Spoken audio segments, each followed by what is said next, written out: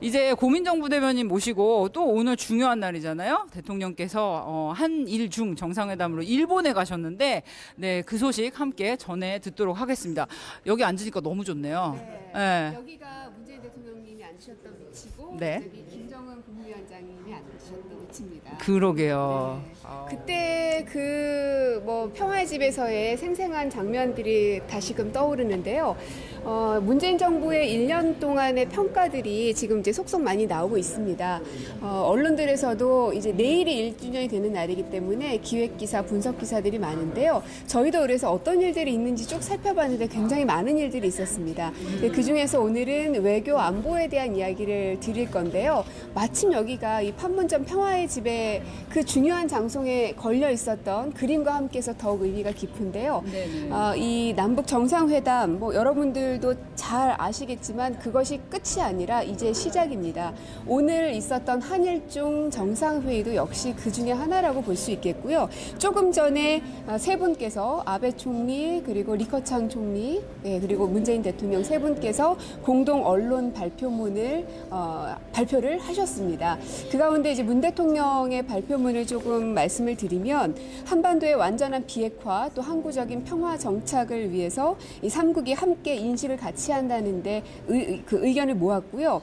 특별히 판문점 선언을 환영하고 지지해 준 것에 대해서 감사의 표현을 하셨습니다. 이런 그 한반도를 둘러싼 평화뿐만 아니라 3국이 함께 그 민생 그리고 국민들이 직접 체감할 수 있는 이런 정책 부분에 대해서도 손을 잡았는데요. 뭐가 있냐면요. 미세먼지, 감염병, 만성질환 뭐 이런 문제들도 함께 해결하는 것은 물론이고 에너지 또 ICT 협력을 위한 구체적이고 실질적인 사업들을 계속 발굴해 나가기로 했습니다. 그리고 저희가 올해 2월 달에 평창 동계올림픽을 개최를 했죠. 이어서 일본과 중국에서도 이와 비슷한 경기들이 이어지는데요. 2020년엔 동경올림픽, 2022년에는 북경 동계올림픽이 이어집니다. 그래서 이 3국은 릴레이 올림픽으로 이 3국의 어떤 평화체제 그리고 공조체제들을 이어갈 계획이고요. 체육교류를 포함해서 인적 문화적 교류의 중요성도 확인했고 2020년까지 3국 간 인적 교류를 3천만 명 이상으로 확대하기로 했다는 내용을 발표하셨습니다. 네, 그렇군요. 이렇게 직전까지 또 이 내용 확인하고 오시느라 고생하셨어요. 아니, 말씀들이 앞에서 이제 일본의 아베 총리님 그리고 리커창 총리님 그다음 문재인 대통령님이어서 앞부분에 말씀이 길어지시니까 저는 빨리 여기 사랑채로 와야 되는데 예, 가서 말씀드리고 싶더라고요. 고생하셨습니다.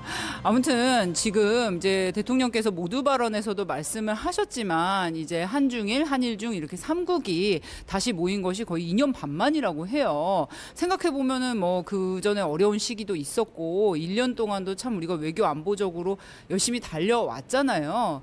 그래서 좀 돌아보면은 많은 일이 있었는데 어떤 성과랄까? 뭐 성과를 얘기하기엔 좀 이를 수도 있지만 지나온 길들을 좀 짚어봤으면 좋겠어요, 부대변인님. 네. 일단 이 청와대 안에 있는 사람들이 가장 먼저 꼽는 게 무엇일까를 여기저기 사람들에게 붙잡고 물어보기도 했고요. 그리고 언론을 통해 나오고 있는 것들도 쭉 분석을 해봤습니다. 단연 가장 첫 번째로 나온 것은 바로 외교 안보와 관련된 것인데요. 4월 27일 판문점에서 있었던 남북 정상회담이 가장 많은 분들이 손을 꼽았습니다. 그런데 이 남북 정상회담이 어느 날 갑자기 이루어진 것은 아니었죠. 지난 1년을 돌이켜보면 5월 14일부터 북한의 미사일 발사 실험들이 있었습니다. 그 이후로 거의 일주일 간격으로 미사일 발사가 있었다고 해도 과언이 아닙니다. 11월 말까지 총 11번의 실험이 있었고요.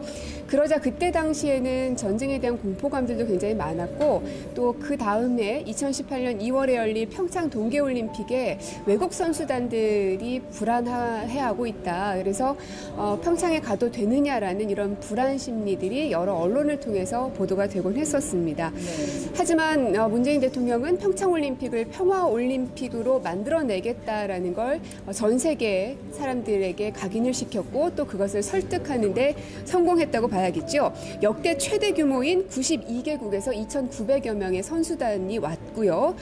그리고 뿐만 아니라 외국 정상들도 많이들 참석을 했습니다. 그래서 당시의 외신을 살펴보면 문재인 대통령 그리고 평창올림픽 평창올림픽을 성공적으로 치러낸 대한민국의 저력에 대한 평가들이 상당히 많이 있고 거기에 대해서 저희 1150에서도 많이 말씀을 드렸습니다. 그랬죠.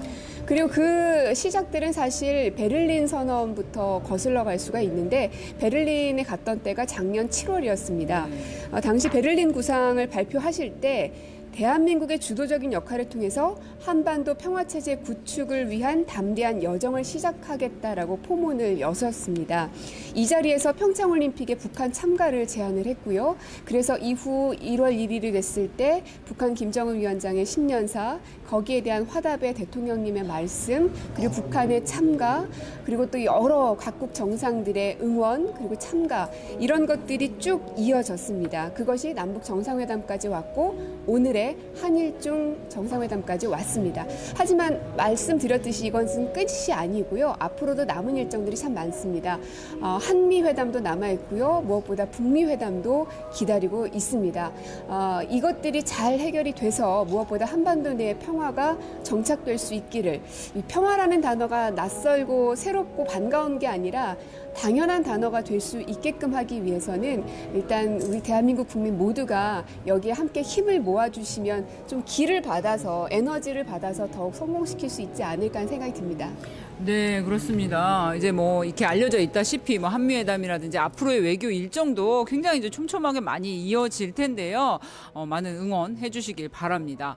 그리고요, 부대변인님, 저는 이 외교 안보 일정 중에서 물론 해외에 직접 가셔서 정상들 만나고 다자 외교 하시고 회담하시고 이런 것들도 기억에 남지만 특히 이 통화가 굉장히 많았어요. 네, 한 뭐 전화 통화, 뭐 트럼프 대통령, 뭐 아베 총리, 뭐 리커창, 뭐 시진핑 이렇게 해서 각국 정상들과 굉장히 여러 차례 또 이제 굉장히 긴 시간 통화로서 서로 이제 의견을 나누는 장면도 굉장히 많았는데요. 또 굉장히 당당한 외교 펼쳤다 이런 평가도 있잖아요. 그렇습니다. 저희 문재인 정부가 출범한 지 이제 1년밖에 되지 않았습니다. 하지만 굵직굵직한 외교 사안들이 굉장히 많았고요. 시간적, 물리적 제약 때문에 직접 만나는 것이 아무래도 어렵죠. 그래서 말씀하셨다시피 전화통화가 상당히 많았는데 미국과의 교류가 가장 많이 눈에 띕니다. 전화통화를 13차례 하셨고요. 아베 총리하고도 12번의 통화를 진행을 했습니다. 이렇게 긴밀하게 협력하고 그리고 긴밀하게 통화들을 하면서 서로의 의견들을 제안하기도 하고요. 그리고 상대방의 의견을 듣기도 하고 그러면서 긴밀한 공조를 지금까지 이어왔다고 해도 과언이 아닙니다.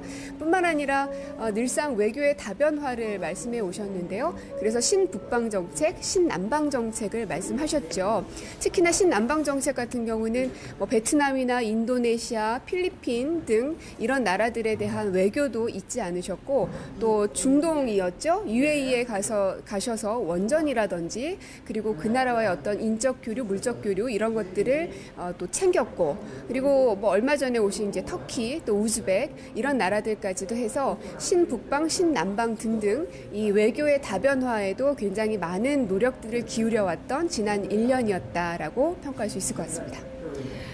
네, 앞으로 이어질 외교 일정에도 우리 국민들 많은 응원 보내주시기 부탁드리고요. 오랜만에 우리 사랑채 나왔잖아요. 그러네요. 네, 한동안 우리 11시 50분 초창기에 이제 사랑채에서 진행했던 때도 있었는데 오랜만에 나오니까 새롭고 너무 좋아졌어요. 그러니까요. 네, 너무 좋아지고 정말 예뻐졌어요. 또 이렇게 청와대 소장전으로 전시회로 보니까 언제까지예요? 7월 29일까지 진행이 되고요. 무료입니다. 저 국민들이 편하게 보실 수 있도록 무료로 진행이 되고요. 사랑채는 이제 오후 5시 반까지만 입장을 하시면은 전시 공간들 둘러보실 수 있으니까요. 주말에 뭐 가족들이랑 여유 있게 둘러보시면 너무 좋겠습니다. 네, 고민정 부대변인님 오늘 말씀 감사드리고요. 저희 11시 50분 준비한 소식 여기까지입니다. 점심 맛있게 드세요.